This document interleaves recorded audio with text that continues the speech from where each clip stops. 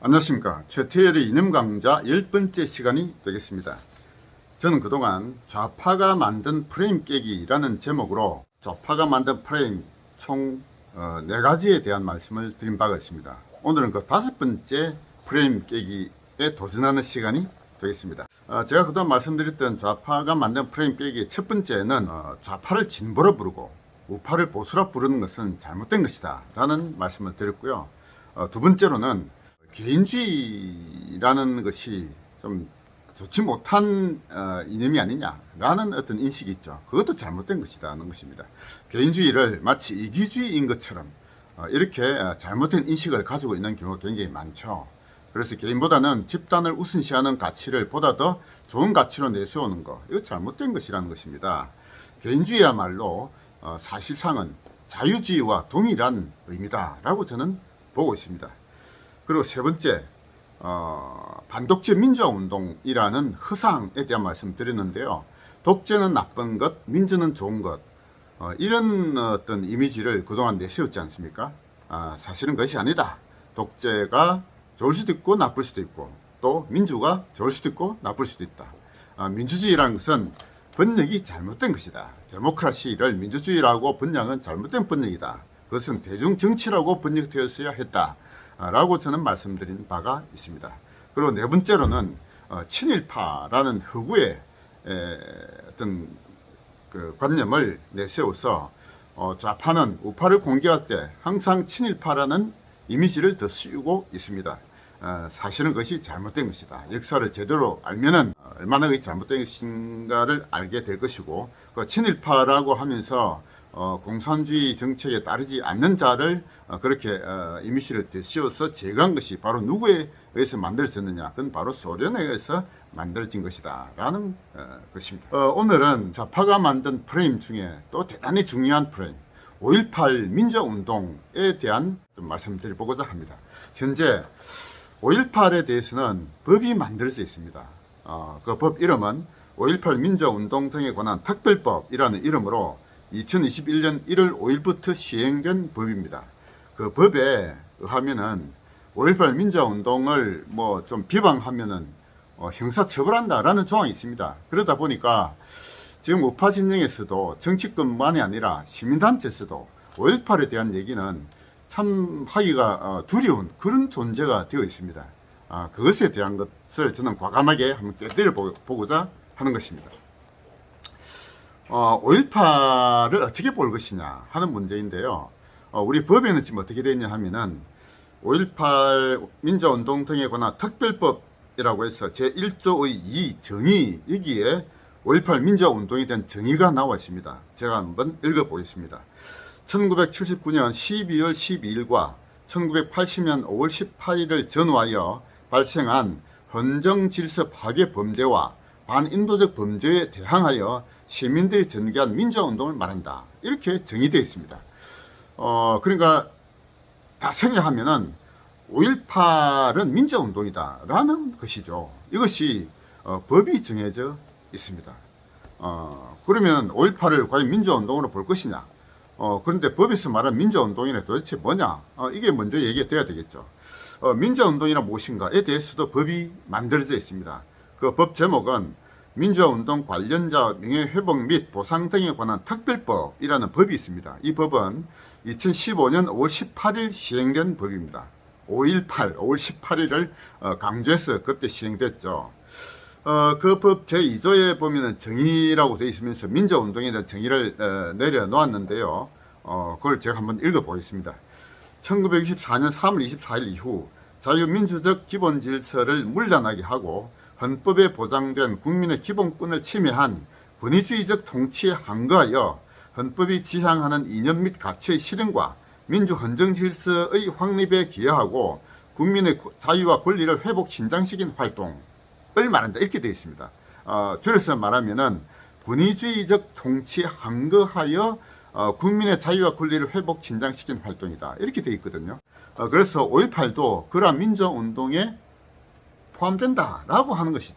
그런 관점에 대해서 또 다른 시각을 가진 분들도 분명히 있지 않겠습니까?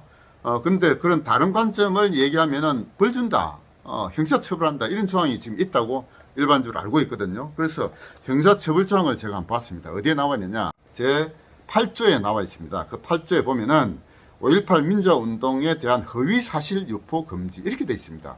허위사실 유포 금지. 다음 각호의 어느 하나의 방법으로 5.18 민주화운동에 대한 허위의 사실을 유포한 자는 5년 이하의 징역 또는 5천만 이하의 벌금에 처한다. 이렇게 되어 있거든요. 그러니까 5.18을 어떻게 볼 것이냐라는 의견, 견해, 이것을 얘기하는 것은 처벌 대상이 아닙니다. 허위사실을 유포한 자, 이게 처벌 대상이죠. 그러니까 5.18을 어떻게 볼 것이냐, 이게 대해서 저희 견해를 말씀드리는 것은 전혀 처벌 대상이 아닌 것입니다. 그래서 우리 그 우파 진영에서도 5.18에 대한 의견이 다르다, 민주화운동이 아니다 라고 주장하는 것 자체는 처벌 대상이 아니라는 것입니다. 그래서 오늘 저는 저희 주장을 말씀드리고자 합니다. 우리 법에는 현재 5.18을 민주화운동이라고 지금 규정되어 이 법에 더불어민주당은 당연히 그렇게 주장을 했지만 국민의힘이 이 법을 뭐 찬성을 했는지 뭐 그냥 통과시켜 준 것 같아요. 참 그것도 한심스럽습니다. 5.18을 민주화운동이라고 규정하고 5.18에 대한 허위사실 유포에 대한 처벌조항도 넣어놨습니다만, 이와 유사한 법이 또 하나가 제주 4.3 사건에 대한 법입니다. 제주 4.3 사건에 대한 법은 통과된 지가 얼마 안 됩니다. 이 법의 제목은 제주 4.3 사건 진상규명 및 희생자 명예회복에 관한 특별법이라는 제목인데요. 이 법은 2021년 6월 24일 날 시행됐습니다. 제주 4.3 사건을 또 법에 어떻게 정의되어 있는지를 한번 보겠습니다. 제주 4.3 사건에 대한 법의 정의는 제2조에 나와 있는데요. 제주 4.3 사건이란 1947년 3월 1일을 기점으로 1948년 4월 3일 발생한 소요 사태 및 1954년 9월 21일까지 제주도에서 발생한 무력 충돌과 그 진압 과정에서 주민들이 희생당한 사건이라고 되어 있습니다. 즉 제주 4.3 사건은 주민들이 희생당한 사건이다, 이런 뜻입니다. 제주 4.3 사건에서 경찰이 희생당하고 우파 진영이 희생당한 것은 이 포함이 안 돼 있다, 이런 얘기죠. 자, 근데 이러한 제주 4.3 사건에 대한 그 법도 국회 통과하는 과정에서 과연 국민의힘이 얼마나 저항하고 반대했는지 참 그것도 의문스럽죠. 어쨌든 오늘 제가 지금 드리고 싶은 말씀은 5.18을 어떻게 볼 것인가 하는 문제입니다. 5.18을 지금 법에는 민주화운동이라고 규정하고 있습니다만, 민주화운동이라고 하는 것조차 사실은 좌파들이 만드는 잘못된 프레임이다 라고 제가 말씀드린 바가 있습니다. 그것은 제가 이 방송 36번 방송에서 최태일의 이념강좌 8번째 방송에서 제가 한 바가 있죠. 그래서 민주화운동의 세 갈래가 있었다라고 제가 말씀드렸고요. 그 세 갈래 중에 첫째가 협의의 민주화운동, 그리고 두 번째 PD계열의 노동운동, 그리고 세 번째가 NL계열의 반미자주화운동을 제가 말씀드렸습니다. 그 세 가지 모두 지금 민주화운동을 하지만 사실은 두 번째, 세 번째 PD계열과 NL계열의 운동은 사실은 공산주의 좌파운동이었다라고 제가 말씀드렸죠. 그리고 협의의 민주화운동도 이승만부터 시작해서 이승만, 박정희, 전두환 독재에 항거한 일말의 긍정적인 측면도 없지 않습니다만, 그러나 그 대부분의 민주화운동은 좌파들의 체제 전복 활동에 이용당한 그런 운동으로 결과적으로 나타난 것입니다. 그래서 민주화운동이라고 하는 것 자체가 사실은 자랑스러운 운동이 아니라는 것이죠. 잘못된 개념에 의해서 우리 국민들을 잘못 이끌어간 측면이 굉장히 많다라고 저는 보고 그런 말씀을 드렸습니다. 그렇지만 어쨌든 5.18을 민주화운동이라고 부르는 것 자체도 저는 잘못됐다라고 보는 것입니다. 그러면 5.18을 어떻게 볼 것이냐, 이런 문제가 되는데요. 그 말씀을 제대로 드리려면 소위 좌파들의 어떤 권력 장악 과정에 대한 말씀을부터 먼저 드려야 하겠습니다. 좌파의 권력 장악 과정에 대해서는 제가 제 8번 방송 최태일 이념 강좌 첫 번째 방송에서 제가 말씀드린 바가 있습니다. 권력 장악 과정까지는 모두 세 단계가 필요하다. 첫 번째가 학습의 단계, 두 번째가 조직의 단계, 세 번째가 권력 장악의 단계다 라고 말씀드렸습니다. 좌파는 그들은 이 과정을 다 거쳤습니다.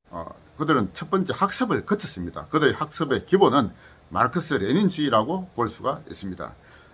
마르크스가 엥겔스와 함께 편찬한 1848년도에 발표한 공산당 선언이라는 그들의 강령에서 역사 발전 5단계서를 제시를 했습니다. 역사는 5가지 단계로 발전한다.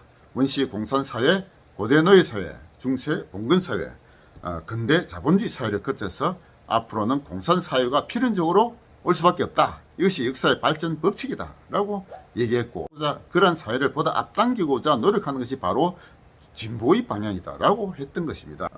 반드시 사회주의 공산주의 사회가 온다라고 하는 그들의 이상을 기본적인 학습으로 깔고 있는 것이죠. 그리고 그 다음에 그러한 사회를 앞당기기 위한 조직을 갖추었던 것입니다.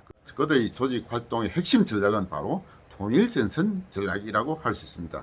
레닌이 1902년에 발표했던 무엇을 할 것인가 라는 책에서 그 대중을 지도하는 핵심적인 혁명가 조직이 있어야 되고, 그 혁명가 조직이 당을 만들고 그 당이 노동자 대중을 지도해야 된다라는 관점을 가지면서 그 당시에 지배 권력이 한가하는 모든 세력을 다 모아야 한다. 그것이 바로 통일전선 전략이라고 하는 것입니다. 그리고 세 번째, 그들이 권력을 장악하는 마지막 단계에 가서는 두 가지로 나눌 수가 있습니다. 하나는 기동전이고 하나는 진지전이라고 하는 것입니다. 그들이 얘기하는 기동전이라는 것은 바로 그들이 늘 얘기한 결정적 시기가 도래했다고 판단됐을 때 물리력으로 정권 권력을 뒤집어 엎는 것을 얘기하는 것입니다. 레닌이 1917년에 공산 혁명을 일으키는 것도 바로 기동전의 한 형태였다고 볼 수 있고요. 마택동이나 김일성이나 베트남 이 대부분 결정적 시기에 군사력을 동원해서 정권을 뒤집어 엎은 것이 바로 기동전이라고 볼 수 있습니다. 기동전은 그러한 대규모적인 물리력을 행사하는 것도 있지만 소규모로 물리력을 행사하는 것도 기동전에 포함된다고 할 수 있습니다. 우리나라에서 벌어졌던 기동전은 제가 볼 때는 크게 5가지가 있었다라고 봅니다. 6.25 이전에 있었던 기동전은 모두 3가지였다. 첫 번째가 대구 10월 폭동, 그리고 두 번째가 제주 4.3 사건, 세 번째가 여순 반란 사건. 이것이 6.25 이전에 있었던 기동전이었고, 6.25야말로 최대의 기동전의 형태였다라고 볼 수 있습니다. 그리고 5.18은 최근에 발생한 기동전이다라고 저는 보는 것입니다. 그래서 5.18은 좌파가 체제 전복을 하기 위해서 일으킨 기동전이었다라고 보는 것이 우리 역사를 제대로 보는 관점이다라고 저는 보고 있습니다. 그러한 그 대규모적인 기동전 말고도 이 공산주의자들은 소규모의 기동전도 그동안 여러 번 일으켰습니다. 그런 소규모의 기동전으로 볼 수 있는 것들은 무장공비를 내려보낸 것. 대표적인 게 1968년에 있었던 121 사투였죠. 김신조가 유일하게 살아남아서 전향을 했습니다만 막지 모가지를 따라왔다라고 얘기하지 않았습니까? 그것도 기동전의 한 형태였던 것입니다. 그리고 1983년 10월달에 있었던 아웅산 테러, 그 아웅산 테러로 김재익을 비롯한 아까운 인물들이 많이 죽었죠. 전두환을 제거하고자 하는 목적은 달성하지 못했습니다. 그리고 1987년도에 있었던 칼기 폭파 사건, 이런 것들이 그들이 일으켰던 소규모의 기동전이었다, 이렇게 볼 수가 있습니다. 그런데 대한민국에서 체제를 전복하고자 일으켰던 기동전은 모두 실패하고 말았습니다. 그것은 그 뒤에 튼튼한 한미 동맹이 뒷받침하고 있었기 때문이다 라고 저는 보고 있는 것입니다. 그래서 5.18을 좌파의 기동전으로 봐야 한다라고 보는 것이 제가 바라보는 관점인 것입니다. 5.18 때 북한군이 왔느냐 안 왔느냐, 이것은 핵심 사항이 저는 아니라고 봅니다.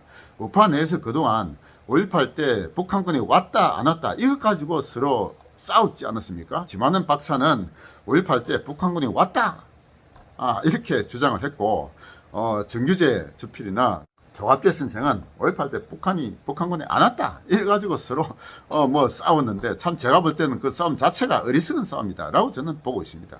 5.18 때 북한군이 왔는지 안 왔는지 지금 현재로서는 저는 알 수가 없다. 그 증거 자료는 어디 있느냐? 그건 북한에 있을 것입니다.